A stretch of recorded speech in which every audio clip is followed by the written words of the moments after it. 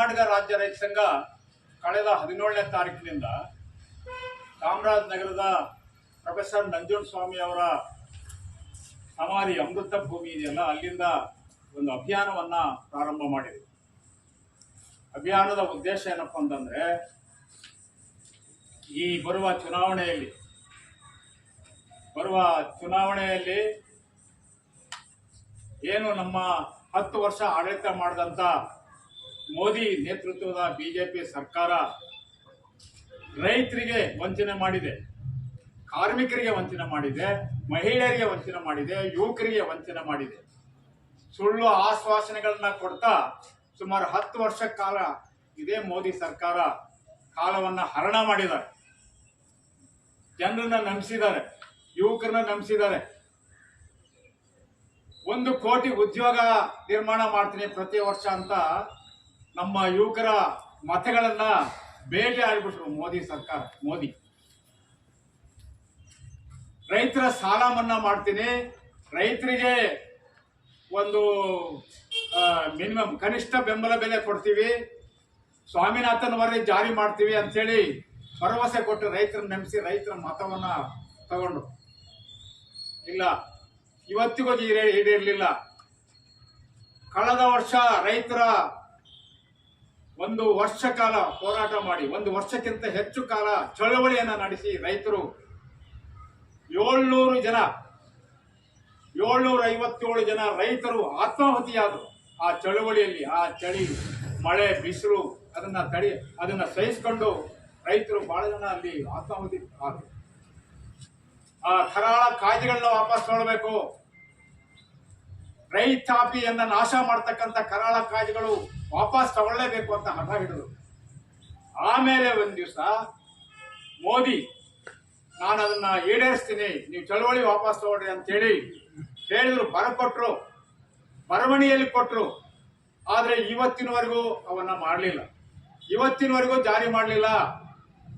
ಅವರ ಉದ್ದೇಶ ಇಷ್ಟೇ, ಶ್ರೀಮಂತ ವರ್ತಕರು ಏನಿದ್ದಾರೆ, ಕಾರ್ಪೊರೇಟ್ ಕುಳಗಳೇನಿದ್ದಾರೆ, ಕೋಟ್ಯಾಧೀಶರು, ಅವರ ಪರವಾಗಿ ಎಲ್ಲ ಕಾನೂನುಗಳನ್ನ, ಕೃಷಿ ಕಾನೂನುಗಳನ್ನ, ಮಾರುಕಟ್ಟೆ ಕಾನೂನುಗಳನ್ನ ಅವರಿಗೆ ಫೇವರ್ ಆಗಿ ಮಾಡಿದ್ದಾರೆ.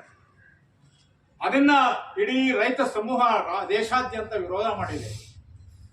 ಆದ್ರೆ ರೈತರಿಗೆ ಅವನು ವಾಪಸ್ ತೊಳ್ತೀನಿ ಅಂತ ಹೇಳಿ ಮಾತು ಕೊಟ್ಟು ಮೋಸ ಮಾಡಿದಂತ ಮೋದಿ ಸರ್ಕಾರ, ಅದನ್ನ ನಾವು ಈ ಸರಿ ಅವ್ರನ್ನ ಚುನಾವಣೆಯಲ್ಲಿ ಅಧಿಕಾರಕ್ಕೆ ಬರದೇ ಇರೋ ಹಾಗೆ ಅವರಿಗೆ ಮತ ಹಾಕಬಾರ್ದು ಅಂತೇಳಿ ಇಡೀ ಊರಲ್ಲಿ, ಇಡೀ ರಾಜ್ಯದಲ್ಲಿ, ಹಳ್ಳಿಯಲ್ಲಿ ನಾವಿವತ್ತು ಕರೆ ಕೊಡ್ತಾ ಒಂದು ಅಭಿಯಾನವನ್ನ ಪ್ರಾರಂಭ ಮಾಡಿದ್ದಾರೆ. ನಮ್ಮ ರೈತ ನಾಯಕರುಗಳು ಇದ್ದಂತ ಒಂದು ತಂಡವನ್ನ ಹಾಗೆ ಇವತ್ತು ದೇಶದಲ್ಲಿ ತಮಗೆಲ್ಲರೂ ಕೂಡ ಗೊತ್ತಿದೆ, ಈಗ ಇವರು 15 ವರ್ಷಗಳ ಕಾಲ 10 ವರ್ಷಗಳ ಕಾಲ ಇವರು ಏನು ಮಾಡಿದ್ರು ಅಂತಕ್ಕಂಥದ್ದು ಸಂಪೂರ್ಣವಾಗಿ ಗೊತ್ತಿದೆ. ಇವರ ಭರವಸೆಗಳನ್ನ, ಜನರಿಗೆ ಕೊಟ್ಟಂತ ಭರವಸೆಗಳನ್ನ ಈಡೇರಿಸ್ತೇನೆ, ಜನರಿಗೆ ಸುಳ್ಳು ಹೇಳಿ ಮೋಸ ಮಾಡಿ ಈ ದೇಶದ ಜನರಿಗೆ ದ್ರೋಹ ಮಾಡಿದ್ದಾರೆ, ರೈತರಿಗೆ ದ್ರೋಹ ಮಾಡಿದ್ದಾರೆ, ದಲಿತರಿಗೆ ದ್ರೋಹ ಮಾಡಿದ್ದಾರೆ, ಹಿಂದುಳಿದ ವರ್ಗ ದ್ರೋಹ ಮಾಡಿದ್ದಾರೆ, ಅಲ್ಪಸಂಖ್ಯಾತರಿಗೆ ದ್ರೋಹ ಮಾಡಿದ್ದಾರೆ. ಹೀಗೆ ದ್ರೋಹವನ್ನ ಮಾಡಿ ಮತ್ತೆ ಮೋದಿ ಸರ್ಕಾರವನ್ನ ತರಬೇಕು ಅಂತಕ್ಕಂಥದ್ದನ್ನ ಇವತ್ತು ಬಿಜೆಪಿಯವರು ಹೊರಟಿದ್ದಾರೆ. ಹತಾಶರಾಗಿದ್ದಾರೆ, ಇವತ್ತು ದೇಶದಲ್ಲಿ ಹತಾಶರಾಗಿದ್ದಾರೆ. ಹತಾಶರಾಗಿ ಇವತ್ತು ಹಲ್ಲೆಗಳನ್ನ ಮಾಡ್ತಾ ಇದ್ದಾರೆ, ಎಲ್ಲಾ ಕಡೆನೂ ಕೂಡ ಹಲ್ಲೆಗಳನ್ನ ಮಾಡ್ತಾ ಇದ್ದಾರೆ. ನಾವು ಇಡೀ ರಾಜ್ಯದಲ್ಲಿ, ಇಡೀ ದೇಶದಲ್ಲಿ ನಮ್ಮ ಪ್ರಗತಿಪರ ಚಿಂತಕರು, ಹೋರಾಟಗಾರರು ಏನಿದೀವಿ, ಈ ದೇಶವನ್ನ ಉಳಿಸ್ಲಿಕ್ಕೆ ಎಲ್ಲರೂ ಕೂಡ ನಾವು ಪಣ ತೊಟ್ಟಿದ್ದೇವೆ. ಈ ದೇಶವನ್ನ ಉಳಿಸ್ಬೇಕು, ಸಂವಿಧಾನವನ್ನ ಉಳಿಸ್ಬೇಕು ಅಂತಕ್ಕಂಥ ಏನು ನಮ್ಮ ಜಾಥಾ ಇದೆ, ಈ ಜಾಥಾ ಇಡೀ ಕರ್ನಾಟಕಾದ್ಯಂತ ಎಲ್ಲಾ ಕಡೆನೂ ಕೂಡ ಜಾಥಾಗಳು ಹೋಗ್ತಾ ಇದೆ. ಅದು ರೈತ ಸಂಘ ಮತ್ತು ದಲಿತ ಸಂಘ ಸಮಿತಿ, ಎಲ್ಲಾ ಪ್ರಗತಿಪರ ಚಿಂತಕರು, ಹೋರಾಟಗಾರರು ಎಲ್ಲ ಕೂಡ ಮಾಡ್ತಾ ಇದ್ದೇವೆ. ಕಾರಣ ನಾವು ಇಲ್ಲಿ ದೇಶದಲ್ಲಿ ಎಲ್ಲರೂ ಕೂಡ ಬದುಕಬೇಕು. ಇಲ್ಲಿ ಜಾತ್ಯತೀತ ರಾಷ್ಟ್ರ ಇದೆ. ಈ ಜಾತ್ಯತೀತ ರಾಷ್ಟ್ರದಲ್ಲಿ ನಾವೆಲ್ಲರೂ ಕೂಡ ಉತ್ತಮವಾಗಿ ಸಹಬಾಳ್ವೆಯಿಂದ ನಾವೆಲ್ಲರೂ ಕೂಡ ಇರಬೇಕು ಅಂತಕ್ಕಂಥದ್ದೇ ನಮ್ಮೆಲ್ಲರ ಗುರಿ ಆಗಿದೆ. ಆದ್ರೆ ಇವತ್ತು ಬಿಜೆಪಿ ಆ ತರ ಇಲ್ಲ. ಹಿಂದುತ್ವವನ್ನ ಹೇಳ್ಬಿಟ್ಟು ಇವತ್ತು ಅವರ ಏನ್ ಅಜೆಂಡಾ ಇದೆ, RSS ಅಜೆಂಡಾ ಇದೆ ಏನಿದೆ, ಅದನ್ನ ಇವತ್ತು ಅವರು ಪ್ರತಿಪಾದನೆಯನ್ನ ಮಾಡಲಿಕ್ಕೆ ಹೊರಟಿದ್ದಾರೆ. ಹಾಗಾಗಿ ನಾವೆಲ್ಲರೂ ಕೂಡ ಇವತ್ತು ಏನು ಬಿಜೆಪಿಯನ್ನ ಈ ದೇಶದಿಂದ ಓಡಿಸ್ಬೇಕು. ನಮಗೆ ಯಾರು ರೈತರ ಪರವಾಗಿ ನಿಲ್ತಾರೆ ಮತ್ತು ದಲಿತರ ಪರವಾಗಿ ನಿಲ್ತಾರೆ, ಯಾರು ದಲಿತರ ಪರವಾಗಿ ಚಿಂತನೆ ಇದೆ ಅಂತಕ್ಕಂಥ ಪಾರ್ಟಿಯನ್ನ ನಾವು ಇವತ್ತು ಆಯ್ಕೆಯನ್ನ ಮಾಡ್ಕೊಂಡಿದ್ದೇವೆ. ಹಾಗಾಗಿ ಅವರ ಪರವಾಗಿ ಇವತ್ತು ನಾವು ಎಲ್ಲರೂ ಕೂಡ ಚುನಾವಣೆಯಲ್ಲಿ ಇವತ್ತು ನಾವು ಅವರಿಗೆ ಬೆಂಬಲವನ್ನ ಸೂಚನೆ ಮಾಡ್ತಾ ಇದ್ದೇವೆ. ಈ ದೇಶಕ್ಕೆ ಅನಿವಾರ್ಯ ಕಾಂಗ್ರೆಸ್ ಕೂಡ ಇವತ್ತು ಇದೆ.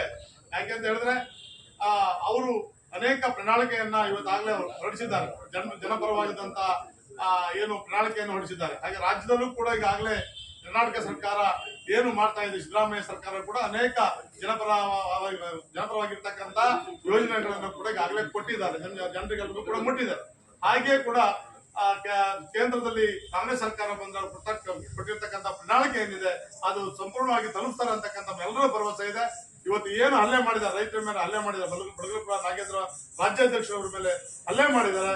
ಆ ಗುಂಡಾಗಳನ್ನ ಅವ್ರ ಮೇಲೆ ಕೇಸನ್ನ ದಾಖಲಿಸಿ ಜೈಲಿಗೆ ಕಟ್ಟಬೇಕು ಅಂತಕ್ಕಂಥ ಮಾತನ್ನ ಈ ಸಂದರ್ಭದಲ್ಲಿ ಹೇಳ್ತಾ ನಾನು ನಿಮಗೆ ನಿಮ್ಮ ಸಾಧನೆ ಮೇಲೆ ಭರವಸೆ ಇದ್ರೆ ಇಲ್ಲಿ ಬಂದ್ಕೊಂಡು ರೈತ ಸಂಘದ ಮೇಲೆ ಹಲ್ಲೆ ಮಾಡ್ತಾ ಇದ್ದೀವಿ. ರೈತ ಸಂಘದ ವಿಚಾರ ನಾವು ಇಟ್ಟಿದ್ದೀವಿ. ಇದು ಸತ್ಯವ ಸುಳ್ಳ ಹೇಳಿ ಮೊದಲೇ, ಯಾಕಂದ್ರೆ ಸುಳ್ಳಿನ ಮೇಲೆ ಮನೆ ಕಟ್ಟಿರ್ತಕ್ಕಂಥ ಪ್ರಧಾನಿಗಳೇ 3 ಸರಿ ಮುಖ್ಯಮಂತ್ರಿ ಆದವರು, 2 ಸರಿ ಪ್ರಧಾನಿ ಆದವರು. ನಾಚಿಕೆ ಆಗೋದು ಬೇಡವ ನಿಮ್ಗೆ? ರೈತರ ಮೇಲೆ ಹಲ್ಲೆ ಮಾಡ್ತೀರಾ. ಜೈಲಿನಲ್ಲಿ ಎಷ್ಟು ಜನ ಸಾಯ್ತಿದ್ದೀರಿ, ದೇಶಾದ್ಯಂತ ಎಷ್ಟು ಜನ ಆತ್ಮಹತ್ಯೆ ಮಾಡಿಕೊಂಡು ಅದ್ರ ಬಗ್ಗೆ ಮಾತಾಡಿ ಇಲ್ಲಿ ಬಂದು ಹಲ್ಲೆ ಮಾಡ್ತೀರಾ ಗುಂಡಾಗಳನ್ನು ಬಿಟ್ಟು. ನೀವು ಯಡಿಯೂರಪ್ಪನವರೇ 8 ಸರಿ ಮುಖ್ಯಮಂತ್ರಿ ಆದ್ರೆ 4 ಸರಿ ಕರ್ನಾಟಕದಲ್ಲಿ. ನೀವು ನಿಮ್ಮ ಸಾಧನೆ ಮೇಲೆ ಚುನಾವಣೆ ಮಾಡ್ರಿ, ಮತದಾರ ಮುಂದೆ ಹೋಗಿ ಕೇಳಿ ನನಗೆ ಓಟ್ ಕೊಡಿ ಅಂತ ಹೇಳಿ. ಅದು ಬಿಟ್ಟು ರೈತರ ಮೇಲೆ ಹಲ್ಲೆ ಮಾಡಿ ರೈತರನ್ನೇ ಮನೆ ಸೇರಿಸ್ಬೇಕು ಅಂತ ಮಾಡಿದ್ರ. ನಿಮ್ಮಂತ ಸಾವಿರ ಅಲ್ಲ, 8 ಜನ ಬಂದ್ರೆ ಅದನ್ನ ಎದುರಿಸೋ ಶಕ್ತಿ ಕರ್ನಾಟಕ ರಾಜ್ಯ ರೈತ ಸಂಘ ನಿರ್ಣಯವನ್ನು ಮಾಡಿದೆ. ರಾಜ್ಯದಲ್ಲಿ ಮತ್ತು ದೇಶದಲ್ಲಿ ಬಿಜೆಪಿ ಮತ್ತು ಬಿಜೆಪಿಯೇತರ ನೇತೃತ್ವದ ಅಭ್ಯರ್ಥಿಗಳನ್ನ ಈ ಚುನಾವಣೆಯಲ್ಲಿ ಸೋಲಿಸಬೇಕು ಅನ್ನುವ ನಿರ್ಣಯವನ್ನ ರೈತ ಸಂಘ ಮಾಡಿದೆ. ಅದಕ್ಕೆ ಅನುಗುಣವಾಗಿ ನಿನ್ನೆ ಚಾಮರಾಜನಗರದಲ್ಲಿ ಬಡಗಲಪುರ ನಾಗೇಂದ್ರ ಮತ್ತು ಪ್ರಭು ಅವರು ಮೇಲೆ ಈ ಇಬ್ಬರು ರೈತ ನಾಯಕರ ಮೇಲೆ ಬಿಜೆಪಿ ಗುಂಡಾಗಳು ಹಲ್ಲೆಯನ್ನ ಮಾಡಿದ್ದಾರೆ ಚಾಮರಾಜನಗರದಲ್ಲಿ. ಇದನ್ನು ಖಂಡಿಸಿ ಇವತ್ತು ಸಾಗರದ AC ಕಚೇರಿ ಮುಂದೆ ಪ್ರತಿಭಟನೆಯನ್ನ ಮಾಡ್ತಾ ಇದ್ದೇವೆ ಹಾಗೂ AC ಅವರಿಗೆ ಮನವಿಯನ್ನು ಕೂಡ ನೀಡ್ತಾ ಇದ್ದೇವೆ.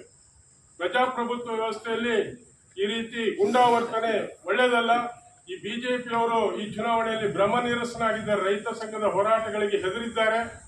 ಈ ರೈತರನ್ನ ಕೂಡ ಇವತ್ತು ರೈತ ಮುಕ್ತ ಭಾರತ, ಪ್ರಗತಿಪರ ರೈತರನ್ನ ಹೊಡೆದು ಉಳಿಸಿ ಅವ್ರ ಮೇಲೆ ಹಲ್ಲೆ ಮಾಡಿ ರೈತ ಮುಕ್ತ ಭಾರತ ಮಾಡಕ್ಕೆ ಹೋಗ್ತಕ್ಕಂತ ದೃಶ್ಯ ಕಾಣ್ತಾ ಇದೆ ಮೋದಿ ಅವರು.